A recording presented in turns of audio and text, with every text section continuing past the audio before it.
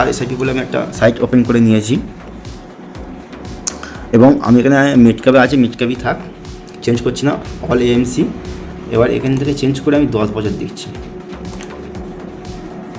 10 বছরে কোন mid cap সবথেকে ভালো পারফর্ম করেছে সেটা হলো নিপন ইন্ডিয়ার গ্রোথ মিড ক্যাপ সবথেকে ভালো পারফর্ম করেছে, রিটার্ন দিয়েছে 18.6% রিটার্ন দিয়েছে।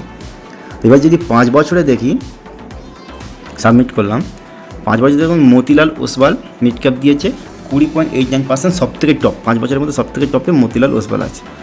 কিন্তু যদি আপনি 1 বছরে দেখেন,